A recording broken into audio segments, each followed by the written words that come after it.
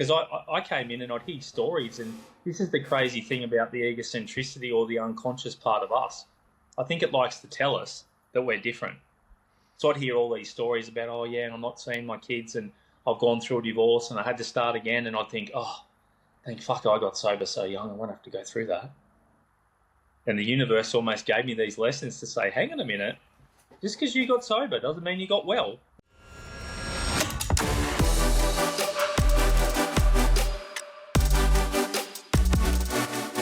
Hey everyone, it is Tony Will. I am so excited for this next guest of Women In. He is coming from all the way around the other side of the world. But let me tell you what you're listening to, and then you can meet him.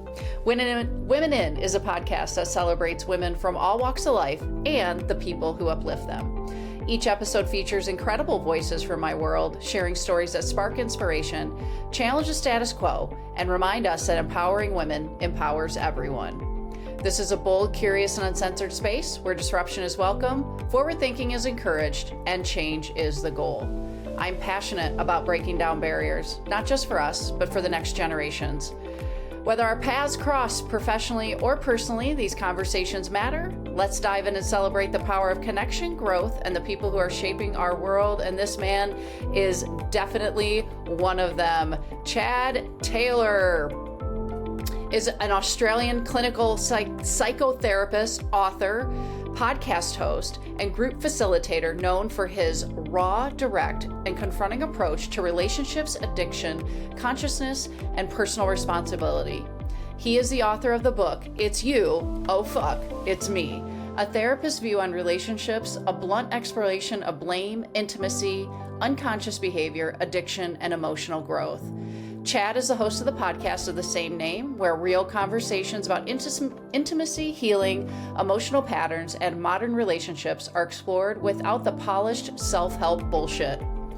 Along his private psychotherapy work, Chad runs live relationship process groups and live relationship process groups and live courses designed to help people move beyond insight and actually confront the patterns damaging their relationship and lives.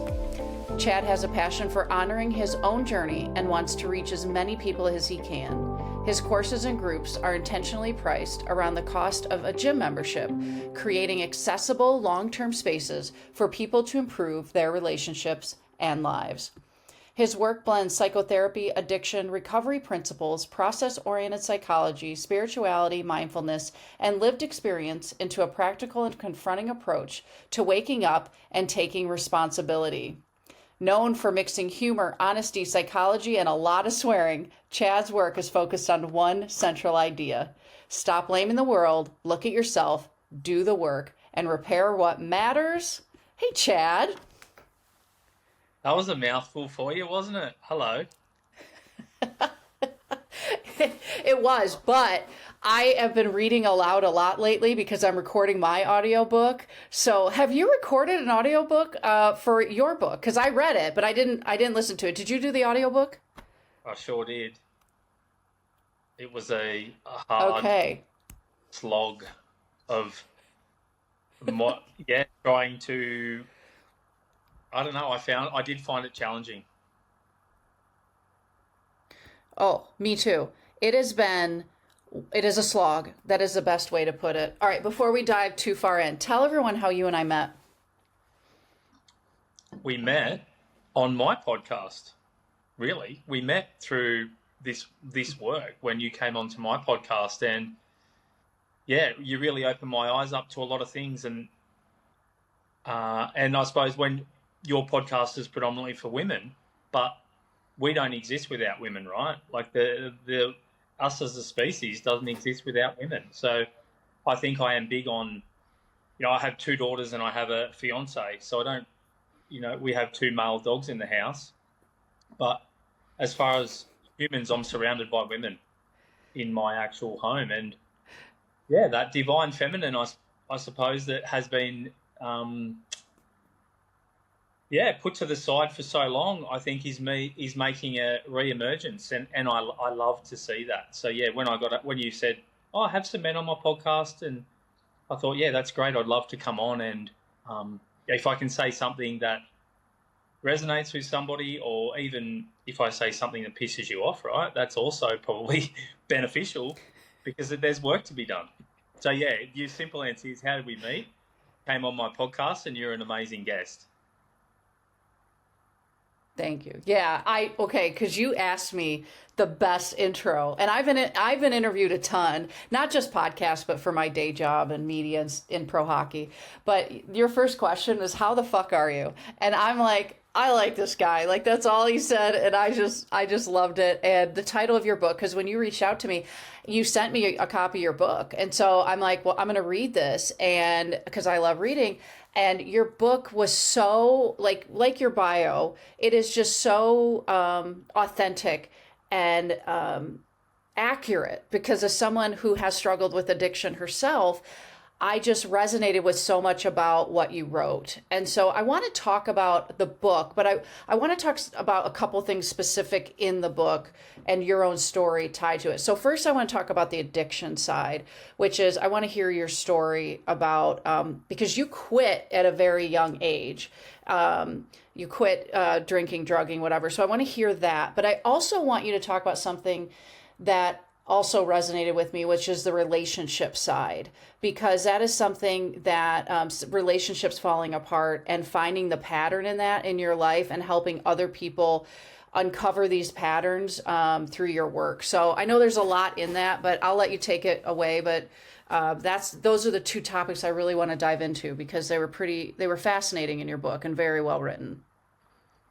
Thanks. And I think that what I've done with this book, rather than give someone 5 strategies on how to change their lives, there's enough of that out there. I've tried to put without it being a biography, I've tried to mix my own journey, what I've learned along the way, give credit to all the people that have made me me. I've really tried to show that that word holistic now, it's sort of, I don't know, I feel like it's been overused. But if we look at the word holistic in itself, before it got overused in the last 5 years, it really is that everything is a sum of its parts. So me sitting here with you right now, I'm actually a sum of all the parts of me, past, present, and future, in a way, I think, right in this moment. So, yeah, my story was, I grew up in a somewhat dysfunctional house. Both my parents are still alive, and I love them. I wrote this in the book. I love them today for who they are, flaws and all. And so I'm mindful on, maybe one day I might open up a bit more about what went on and things like that. But at the moment, I think holding respect for them both being alive, and the information wasn't available to them as what it is now for us, right? So I think we don't have an excuse anymore, really. So me and you, I think we're the same age roughly. And we are. Yeah, we are exactly the same age. We won't say that out there for anybody, because it's a podcast for women and we don't do that. But so for me, I try and hold respect. So as I'm speaking, rather than me bleeding to death about how bad my childhood was, and it wasn't all bad, right? But it was dysfunctional. It was 2 unconscious people getting together with 2 different upbringings. One's a devout atheist, one's a devout Catholic. All the things were just like this, which is what I try and explain to people in therapy.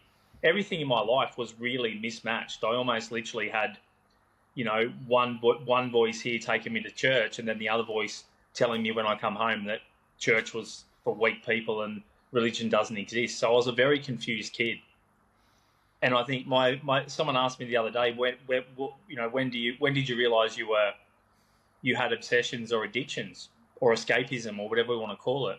And I really have done a lot of work on that. I think my first addiction or obsession was daydreaming as a little kid, daydreaming to escape the reality of the situation I was in. And then it progressed into spinning around and getting dizzy. I love being dizzy.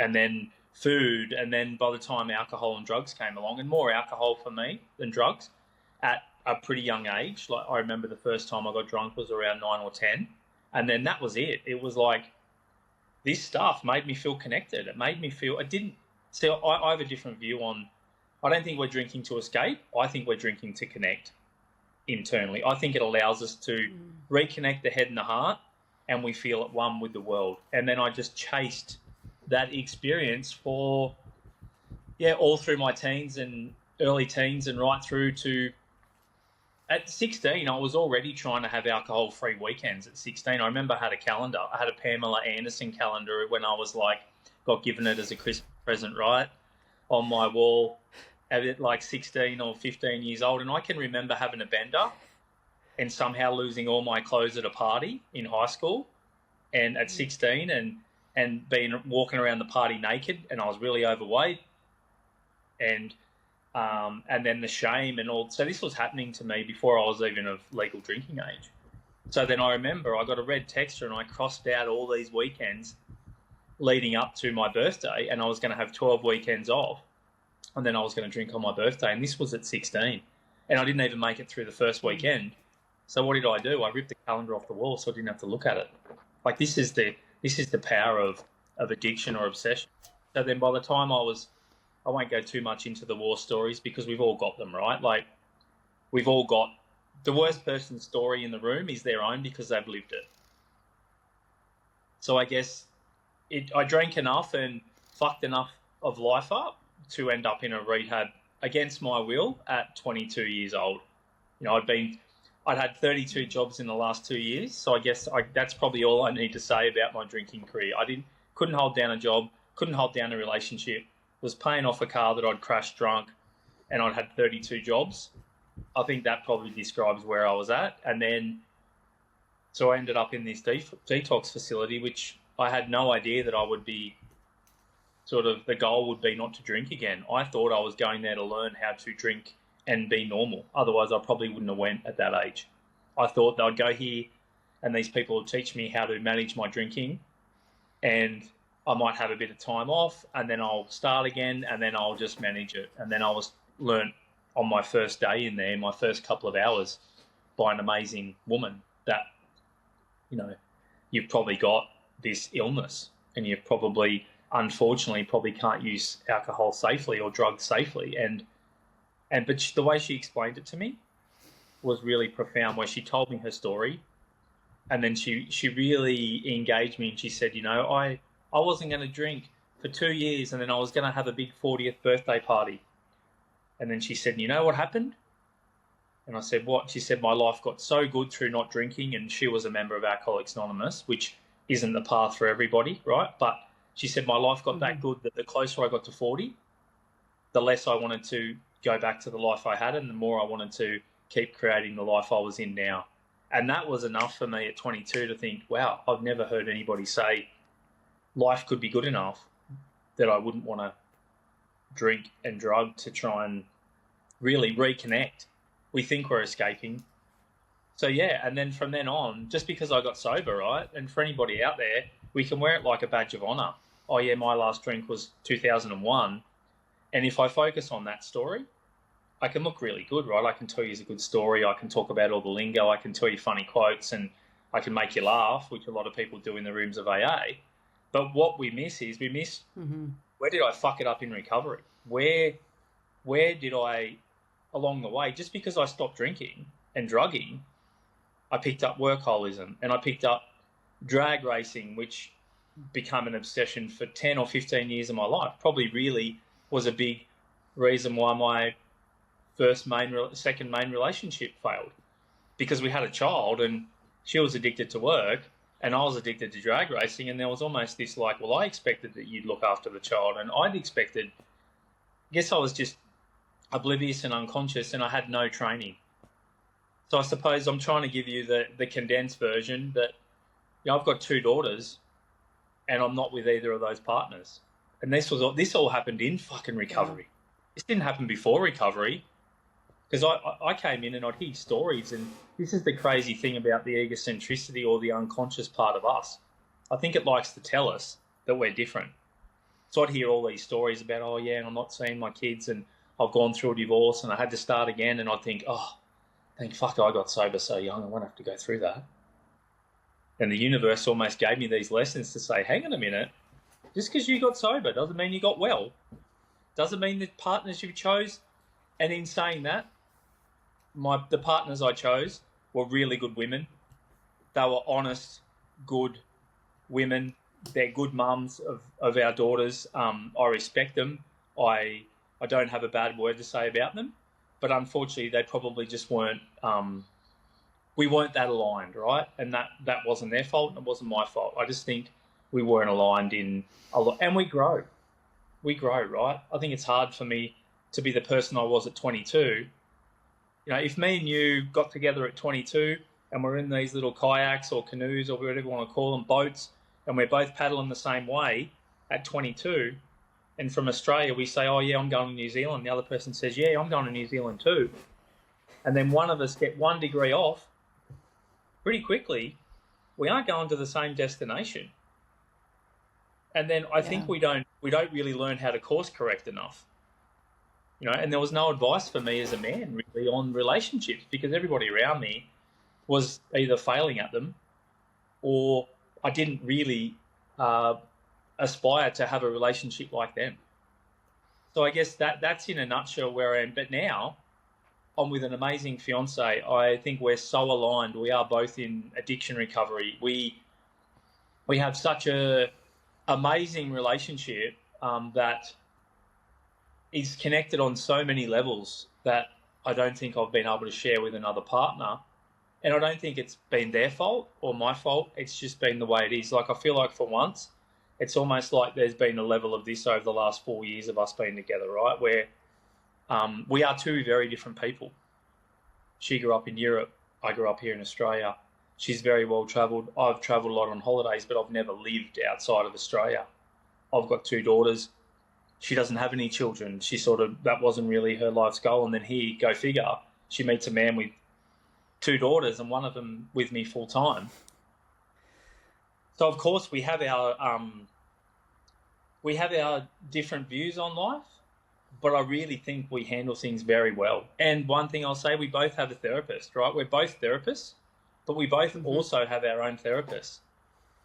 And I've got a man and she's got a woman, right? And I think that's healthy for us as well, where I'm not going to my mum with a problem in my relationship. I'm not going to my friends about my relationship problems. I think that's the biggest problem as well. We live in a world now where we don't have this tribal living of the medicine man or the medicine woman, and it's almost like, oh, I don't need a therapist. Me and my best friend have a couple of wines and she's my therapist. Or I go to the pub with my mates and he becomes my therapist. But if he's given you advice from an unhealthy relationship, then it's almost the blind leading the blind. And I think that for me is what I'm hoping will change, that we can all start to become evolved and you know, you can't give away what you haven't got. So it's about doing the inner work yourself. So that when I speak to somebody, I say, hey, I've fucked it up, but right now I'm doing it right. This is what I'm doing. So that was a long spiel, but thanks for letting me condense that. No, it really is a powerful story because I have a 22-year-old son right now, and I don't want to say too much publicly, but he's not in a good space when it comes to alcohol right now. But I know how hard it can be at that age. And when I was reading your book and you started there, I was like, oh my God, I was so glad we found each other because you are a success story, because you were talking about behavioral sobriety and now you're talking about emotional sobriety. But to do this at such a young age, so I want to spend a little bit of time on that. And from your perspective, you were getting such crystallized wisdom from this woman in rehab who was turning 40 at the time, and you're 22, which is a big gap, in that stage of life. So what was it like coming of age, even though at 22 we're adults, but becoming a man and doing it sober when in your 20s, that's not what most people are doing, especially us Gen Xers. So what was that like for you, and how did you stay sober? I think I really did put myself in the middle of people that didn't drink. Like I ended up in a hobby of drag racing, which is pretty epic because you can't really be drinking and racing cars. They'll occasionally even breath and drug test you in the staging lanes in Australia, and I'm sure they do it in the US as well, right? Because there's a lot of money tied up, and it's not so much about it is about your own safety, but it's also about the other person that you're racing against. It could be my cars weren't worth that much, but it could be $1 million car. And if you're drunk or high, so I guess I think back to my first New Year's Eve, right? Which I'm sure it's the same over there, but in Australia, it's a big thing. It's New Year's Eve is a big thing, Yep. right? And I was feeling a bit sorry for myself. I didn't have a partner at the time, but I'd already bought an old car, and this isn't for anybody. It's not saying get a hobby and get so obsessed with your hobby that you won't want to drink. But I think for me, there was a level of that at that age because I didn't have the emotional maturity. You said there that we're an adult, but I look at the way I worked my program because I still am a member of AA, and it's not all my life, and it's a part of my life because I love the philosophy and I love the steps. I love the actual program of the path. I feel like it's a pretty practical way of living, but I'm not like hey, let's count our days and, we'll go around the room and we'll say what our sobriety date is and things like that, because I think that can shame people who aren't getting it. It's like, oh shit, I've got to say that I've had a relapse again. Because to me, every day sober, if in 100 days, if you've had 80 of them sober and you've had a few relapses, you are progressing, right? Don't let anybody tell you you're not progressing. It's like going to the gym 80 days out of 100, right? If we only focused on the day you didn't go and made you feel guilty and shameful about it, it doesn't take away. But for me, it was really hard. So the first New Year's, I started feeling a bit sorry for myself, and I started sort of wanting to have a drink. And what I did was, this sounds crazy, but I went and got 2 litres of milk, and I sculled it, and I made myself feel that bloated and sick, and ended up throwing it up. That the last thing I wanted to do then was drink alcohol after I was spewing milk up. So you probably won't read this in a book about how to stay sober, but I did whatever it took, literally, to stay sober. And I got a massage once a week, even though I could hardly afford it. Like I did substitute and I did things because at that age, I think we are looking for pleasure. I think we are looking for seeking excitement. I think, and alcohol and drugs does give us that, right? We go to a dance party or a rave and we're on ecstasy and we're drunk and we love everybody, and it's the most euphoric feeling that we've ever had. If we don't burn our lives to the ground, right?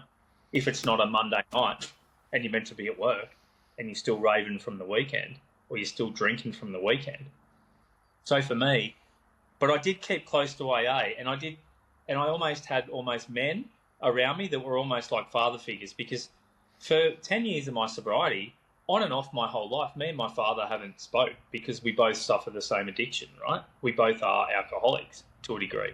And there was a period of time where for 10 years we didn't speak, even in my sobriety. And so I had substitute men that stepped in, and some of those men were a mate of mine that became a father figure that built my drag car, my first race car. So I guess what I'm saying is it's not textbook, right? How did I stay sober? I stayed sober by saying, just for today, I'm not going to drink. And this is an AA thing of or sometimes just for the minute. A craving scientifically, and I'm not a scientist, so I'm trusting what they say, that they say scientifically a craving or the obsession to drink won't last longer than 20 minutes. So if you can occupy yourself for roughly 20 minutes, even if you set a timer, by the time that timer goes off, most of the time that would have passed. And that's why I love that whole thing about that whole herd mentality where, if the hyenas are crossing the river and it's full of alligators, you're safest in the middle, right? The ones that are going to get pecked off are the ones in the middle. And I guess I've always tried to keep myself in the middle within reason, without becoming fanatical and without it becoming my whole life. And I've tried to see that I can sit there and feel sorry for myself, or I can start to create a new life. So for someone like, if I was working with someone like your son, which I'd love to have a chat with him, right? Because I can say, even though I'm, a lot older than him, 25 years older than him, I can say, hey, mate, because one of my biggest worries on the way to detox was, on the way from detox to rehab, once I'd realised, hang on a minute, the goal is not to drink. It was literally in my mind was, what am I going to do if I get married? I won't be able to have a bucks party. Like that was the future projection of the alcoholic brain. But that's a big part of life. That's almost a rite of passage to go and have a bucks party and get blind and run amok. Like I'm going to miss out on that. It's amazing what we future project. Oh, what about 30th, 40th birthday, this, that. Even leading up to my 25th or 25th sobriety birthday, which was 2 weeks on the 16th of April, I was probably the thoughts of drinking were stronger in that week leading up to it than what they had been for a long time. And it wasn't a lack of me being respectful for the alcoholism, the alcoholic thinking being relieved. It was like, the biggest thing is people around me trying to give me advice. Oh, mate, I was like that at your age. Like, do you ever wonder if maybe it was just a start? And then I'm thinking, oh, maybe I could, like, what would life look like if I got drunk? Or, so I guess, yeah, talking to somebody of that age, it would be, hey, mate, you don't have to give up forever. He said, quit. There's a part of me that internally has a reaction, because I know once I say I'm not going to do something, it's like that egocentric black wolf part of me that says, now we'll that. So I just say, for me, I say I'm postponing my next drink. And if I till the day I die, great. And if I can't, hopefully it's only a short relapse. I haven't relapsed yet, but there's nothing saying that I won't, right? Like, the drink, if someone puts a beer in my hand, it's there. What I really appreciate, my first sponsor, Bruce, mentor, who's passed away now, he used to say a lot to me, what are you going to do when the drink's in your hand? And I'd say, what do you mean? I'm not going to have a drink in my hand. He'd say, you need to have a defence against the first drink. And he kept saying, and then because of these conversations, I go to a funeral for that man I said had been a father figure for me in my life, and it's a free bar, a tab, I don't know what it over there, but like line up and get free drinks because everyone's... Yeah. And I'm in the line, and the dude turns around with 2 beers, and he hands me one and wants to cheers for Dougie. And I've got a beer in my hand, right? And I've just been cheersed it, and it's pretty close to my mouth when it's in my hand. And it's cold, I'm emotional, and I'm like probably 5 years sober or 6 or whatever years sober at this point. And luckily I've had enough of these conversations. It's like, oh, fuck, here it is. It's in my hand. You know, I caught it. And it was like, so this is what I did. Actually put down. And then I lined back up and I got a Coke. Coca-Cola, I think you call it there. We shorten everything over here. Coca-Cola, and then I drank that. And then there was another time at a wedding where someone, you know, the waiters always want to pour your glass even if you turn it over for the toast. And then they even put alcoholic-free champagne in mine. And I just said, look, I prefer just to have some lemonade.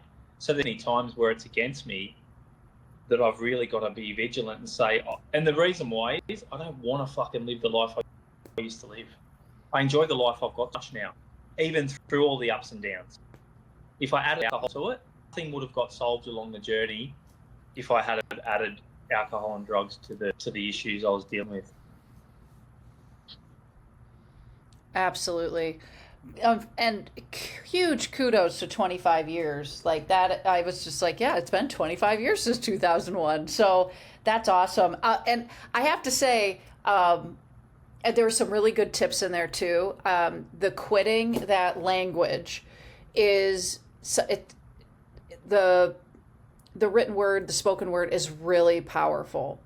And I too am someone who rebels against like finality or forever. And so I've never said I'm done drinking forever. I'm just not drinking today. And, you know, and that's where I leave it. So I love that you're putting it off or you're postponing. I love that use of the language in order to help you not rebel and the ego gets involved and says, no, I want to fuck all this shit up. So I'm just going to do it. So I think that's just such a really great point that people can take away from that, because that has worked for me as well. Yeah, like how do we lose weight or get fit? Each day we just do a little bit. Like I know that some people have slow metabolisms than others, but the mathematical formula is if we actually ingest less calories than what we burn, and that isn't always a mathematical formula, that some people's metabolisms are a lot slower than others. But if we actually put in less energy our body needs, then we will actually end up losing weight or gaining weight or whatever we're trying to do. Well, it's pretty simple. Again, sounds simple, but complicated. If I just don't drink today, and that's what I loved hearing in the meetings, if I just don't have the first one, I can't have the 10th one, and I can't get blind drunk and fucking burn my life to the ground, right?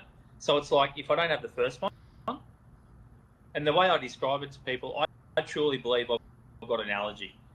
And there's more information than there's ever been that there's a digestive issue for a lot of people, the MTUFR gene, right? And a lot of our colleagues suffer with that. We have a vitamin B intolerance where we don't absorb vitamin B like other people. We have a different digestive end. 10 to 15% of the population, and in indigenous cultures, a lot, unfortunately. Right? So it's not a willpower issue. So when I drink, that says it'll be different this time, you can have a bit. But then when I drink, what happens is I pee the liquid part out. The liquid part I pee out. The calories go to my body, like everybody, the energy, and then the acetone alcohol doesn't get processed the same way for other people. It metabolizes and starts sending the brain that tells me I need more. And this makes so much sense to me looking at it from a spiritual and a scientific point of view. So I actually have an allergy that tells me, and it's actually happening not in my thinking, it's not a willpower thing, it's actually happening in the body. And AA said this nearly 100 years ago, but there was a mental obsession and a physical allergy, right? And now looking at the science of the physical allergy, by the time it drinks, I'm actually 5 times thirstier. The signals telling me I need more are 5 times stronger than before I had the first one. So it's not just embedded in, we pray to God that we believe in. It's actually based in science if we'd actually open our minds. So to me, and I'll ask the next question, but the way I talk about the allergy is, if I'm allergic to peanuts, and I love them, like I love peanuts, right? And if I'm allergic to them, and I'm, maybe 3 out of 10 times I have an anaphylactic fit and could die, but I love peanuts, right? This is what I explain about alcoholism to people. And like I go to the Thai restaurant with my partner, I'm looking at the satay stick on the menu, and my mind's going, oh, maybe it'll be different. Maybe you're not gonna have anaphylaxis tonight. Maybe you can have the satay sticks. And she's thinking, why the fuck would he even be contemplating having the satay sticks? That's just crazy thinking. But the drive from them wanting, and this is, I think, because my body knows it's bad for me, and this is the problem. Lactose-free ice cream, gluten-free people crave bread, and alcoholics who are allergic to it crave alcohol and drugs, get out of it. So I'm sitting there and I'm thinking, oh, maybe it'll be different this time, and I'm rationalising it. Oh, she's got the EpiPen in the handbag if anything goes bad, you know. And this is what we do. Like, it's like, dude, just get the fucking spring. You don't need the satay sticks. So this is how I try and explain. This is how I'd explain it to your son. So maybe if he doesn't want to see anybody, say this to him and say, hey, this dude's got a. I'm not saying I've got a good one, but try and break it down to say this is what it looks like. If I don't have the first bite of the satay stick, I can't have an anaphylactic fit. If I don't have the first, I can't get drunk and burn my life to the ground. It's pretty simple, but very complicated in the moment. Oh, it is. It is. That is such a great descriptor because it's so true. And we love to just justify and talk ourselves out of the lower part of our brain. Our animal brain is like, no, you need this to survive. You need alcohol to survive, which is not true. It's bullshit, as we all know. But it's the upper part of the brain, our prefrontal cortex, which is really what's driving the bus. And if we keep ourselves without that substance in the prefrontal cortex, we can make decisions at the higher part of the brain. So it is like, okay, I want to think higher, not lower. And your analogy with the allergy and what AA says is supports that. So, and AA is interesting because it can be very polarizing because some people don't like it. I spent 15 months in AA when I first got sober a decade ago, and I found that it wasn't for me. The framework wasn't for me. But I loved the community part. I don't have anything against AA, but now there is a lot of different methodologies out there, and whatever helps people quit or postpone or lengthen or whatever, good for them. Who cares? You know, like we don't have to all do the same thing. So, okay, Chad, I want to pivot because you have mentioned, as we've been talking, several different women in your life. Your mom, your fiance, the woman in rehab, your 2 daughters. Who else, in addition to these wonderful women, have helped you become the man that stands before me today? Good question. You see me pause there because I'm wondering, are you looking for more women or just people in general? Just the people that had the influence, like, and maybe these are the women. These are the women who've helped you get to be that person. Or maybe there's someone that you didn't mention in that list that, should be added because they were influential in some part of your life. Yeah, I think all my AA mentors and sponsors, but you would have read at the start of my book, Ted, a man named Ted who came into my life, Ted McLean, and he really opened me up and really been deep. And he was raw and blunt like me. I think I've almost been past that skill down where he was very blunt and he was very, I'm whinging about a partner. I'm at the end of a relationship and I'm whinging about my partner. And he'd say things like, you got exactly what you asked for. You know that you chose her and you're blaming her for being her. Like he was really, and I was like thinking, fuck you, because no one had really accepted me like that. Your unconscious thinking, for me, I guess I was always, I'm mindful on what I say here, but I was always pretty, I've gone off topic. So, but influential men, yes, but I think, I didn't say before, my mum was, the way I got sober, and I probably should say this now that you brought that up, and my mum had cancer for the last 5 years of my drinking on and off. So to come, they'd think it'd go away, and then they'd put one of those bags off the bow, the colostomy bag, and then they'd think it's gone away, so they'd take it off, off, and it was spreading. So I was back at home, lost another job. The last time I drank, my mum was trying to break me and my father up from a fight with a broom. She was so skinny and so unwell, and then the next day I got given an ultimatum: go and do something about your drinking or leave, and I just can't have this going on in my life when I'm pretty much thought she was dying.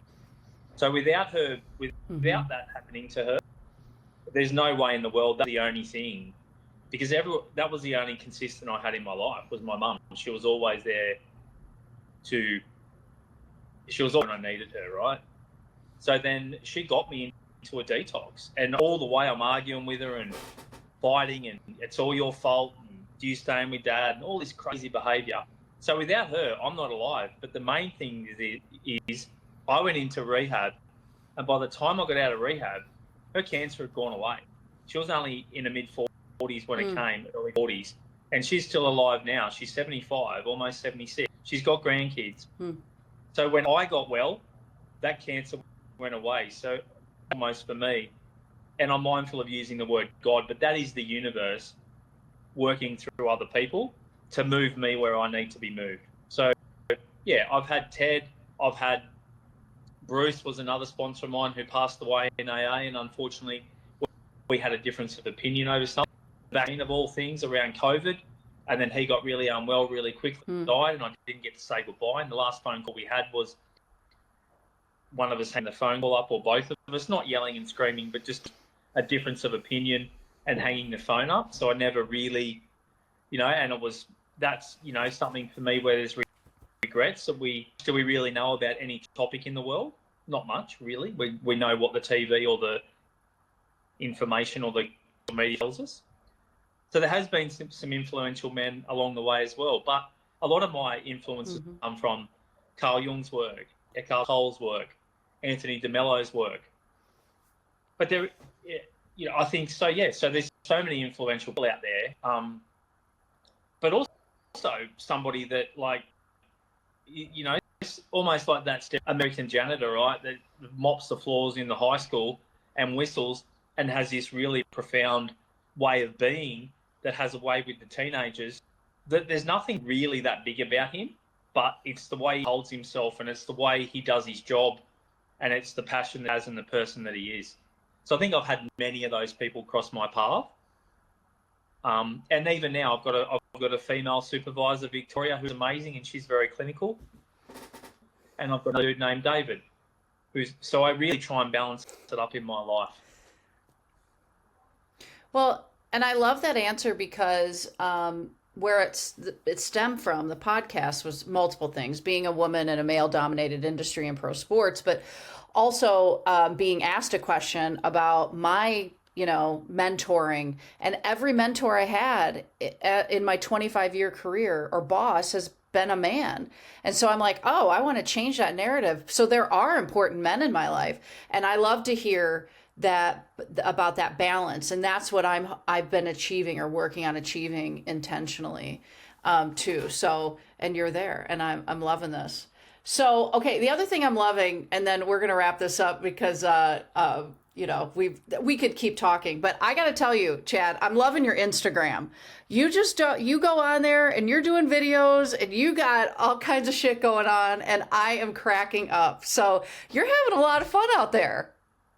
Really, and it's almost, I've gone and bought a dress-up box for myself to do Instagram videos, and my partner's really loving this creative side of you and I don't give a fuck really, because it's like, it's allowing me just to have a bit of fun, like doing videos, because I get a lot of, not hate mail, but I get a lot of people, you've had 3 relationships, like, what would you fucking know? And lots of like, which it's almost like, and I'll generally respond back pretty nicely, like, hey, look, if I've triggered something in you, it's probably more about you than it is about me. So I'm almost using some of these things and almost trying to make a bit of humor out of it, because it's that classic example of my book. If I'm you off, target audience, literally. If I'm pissing you off, or if you're pissing me off, I'm the target audience for your work, because the egocentricity in me is reacting to you. You know, my podcast had 1,300 and something downloads last week in 7 days, which I'm fucking blown away. Like, blown, 260 downloads on one day. And I'm not saying that to brag, but they're pretty raw. Like, one that came out today, anybody, this will probably come out a bit later, but we're talking in real time. The one I did with David Hackett, and today is the 20th of May for anybody. I don't know when this will come out, but the 20th of May, if you go back to my podcast. Fascinating, absolutely fascinating if you listen to it. I'm not going to say too much, just fascinating conversation. So if you've got half an hour spare, and not fascinating for the right reasons either.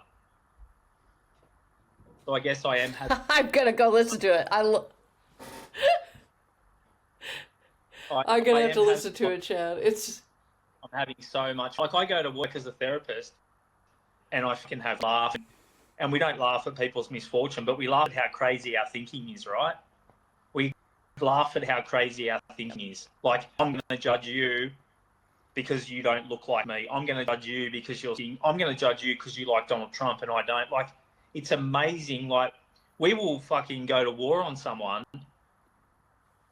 because of fear, and that's what it's about. It's like, imagine being a scientist, and I say this a lot, imagine being a scientist in the late 1800s, and we're off topic, so I'm bringing it back, being a scientist of Newtonians, and that, you know, the world existed of 99.9% matter, and then quantum mechanics and quantum physics and quantum science comes along, and they're not just a little bit wrong. Now we know the world is 99.9% empty space. Like, how could we get it so fucking wrong? But, you know, there's, with, you know, like Galileo, like that, you know, and Socrates, and a lot of their stuff had to be put away until they died. Because, you know, even when it was like, we realised that, you know, hang on a minute, the Earth isn't the centre, the sun doesn't go around the Earth, we go around the sun. That was like, the churches and everything wouldn't let that be known. They were going to person for that. So he had to do all his work in secret and then get his almost assistant to publish it when he died. Right? It's crazy that how strong our egocentricity is, that I could be wrong. So for anyone out there, yep. I'm not scared of being wrong. I actually love being wrong. I know that sounds crazy. Because when we're wrong, and if we're open-minded, there's actually a little bit of dopamine. Well, it's oxytocin and dopamine get released when your pathways refire and make new neuron. So when we actually create a new neuron, when we become teenagers, and what all our neural pathways, instead of firing everywhere, and I'll give you guys a lesson on the brain, but it's almost like walking. The way I explain it is, I'm walking to the surf, and there's a bush track, so I follow it, and your brain's lazy, so it just keeps following the bush track, and more weird. And we don't, where what's happening when we actually accept to be wrong is, it's like we're carving a whole new track in the bush. It's hard work, But when it happens, there's so much more to see. There's so much more along the journey. So yeah, I'm off topic, but Absolutely. I'm not. Like, and this is what I love about life. Like, we can come on here and we can talk about alcoholism, we can talk about the brain. You know, my amazing partner, without her in my life, Sophie, without Sophie, this works all theory, right? Like, I can come and I can say, yeah, I'm doing this and I'm doing that, but she's the reference point. She's the reference point. That's what I say to people. Yeah. I can tell you who I'd like you to be. Go and ask my two daughters and my partner. Ask them what I'm like at home. Don't just, and this is what I don't think of us do. I want my daughters to come on. My 15-year-old's like, I'm hog. She's a bit like, but my youngest 8-year-old, she's right. So I'll be an episode pretty soon, and I'm going to ask her things like, you know, how would you describe Dad? And she says, and I want, and that's not pre-recorded where I wanted to say, oh, make sure you say that I'm really. It's like I wanted to say he might be a bit cranky, but he's funny. Like, be real. My mum gave me a 3-star review for my book. Yeah. It's probably the best review I got because it said that I really liked the content, but way too much swearing, and I'm not sure why you needed to put so much bad language in it. And she said, but I'm going to give you 5 stars. And I said, no. What would you have given it if you didn't know me? Let's be real in the fucking world. It's not that scary. Chad, I love that because my dad said the same thing about my book. He goes, you swear a lot. And I go, okay, first off, Dad, I don't swear that much. And I'm like, you swear all the time. What are you talking about? So we had a good laugh about that. Oh my gosh. We could keep talking, but we got to wrap this up. So tell everyone where they can find you, your website, where they can buy your book, and your social media. Social media is taylor.itsyou. My website's chadtaylorpsychotherapy.com.au because I'm in Australia. My book looks like this. White and easy to see. It's on Amazon, probably the easiest for you guys. It also is on Shopify, but it works out more expensive to get it to you guys, and it actually costs you more, unfortunately. So as much as I don't really want to keep feeding the pockets of the big conglomerates, unfortunately, you can buy it on Shopify, but it will be more. So let's just accept that we live in the world we live in. And one thing I did want to quickly say was I've just started an online group through Patreon. I'll send you that link. It's an hour and a half. It'll be a different time zone for you guys, and I'm almost framing it around the gym membership for your soul, the gym membership for your mind, where it's only 80 Australian dollars a month. It's an hour and a half, not a pre-recorded session. It's an hour and a half live session every week. It's almost like going to a Pilates class or a gym class where we're going to break down chapters of this. I'm going to bring quotes. People can bring things in. Once a month, I'm going to let someone else come on and run it with whatever they're passionate about. So if you're a member, you get an opportunity of being the one teaching, because they say, how do we deepen something we like? We teach it, because we need to know more about it to do it. I'd love to see it. So for you guys, it'd only be $50 a month, and there's 6 hours. So the reason I'm bringing that about is I've got 40 people on my wait list, and I want more people, but I don't also need to make $1 million off it, right? It's more about something that's regular. It's all, and if you miss it that week, it'll be recorded for 7 days. For one, when the new session happens, it gets taken away, because I don't want all this stuff out there for people to come back on 3 years later and go, my ex-partner was on there and she said this. So it's really, I envisage that there'll be 50 of us there, and sharing's voluntary. So what I'm trying to do is I'm trying to bring the passion of work and predominantly the way I experience AA into the world of people, that sometimes nodding along and hearing somebody talk about a relationship dynamic that's what you've got is enough awareness that you don't need to go to therapy, because you've seen it in someone else, and it actually changes everything. Yeah, I've gone on a bit of a rant there. So absolutely. Book looks like this. Membership on Patreon. Love to see these on there. You get a week for free to try one group. So if you don't like it, you haven't wasted any money. So yeah. Awesome. Well, Chad, it's been such a pleasure interviewing you and continuing to see you do your work on social media. And I'm thrilled to hear your podcast continues to grow and all your success. So congratulations and thanks for being a friend halfway around the world.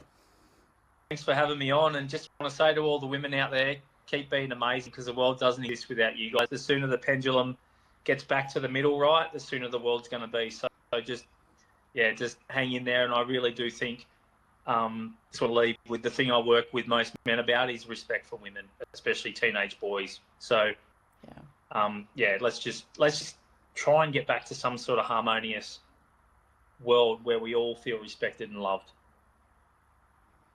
Absolutely. Well, I am not hard to find either. The hockey side of my life is at kwings.com, and then everything else I'm working on. My book, Rebellious Success, comes out on August 11th, but is available for pre-order now, and you can find that at tonywill.com or on all the social media handles I have at Tony Will. So until next time.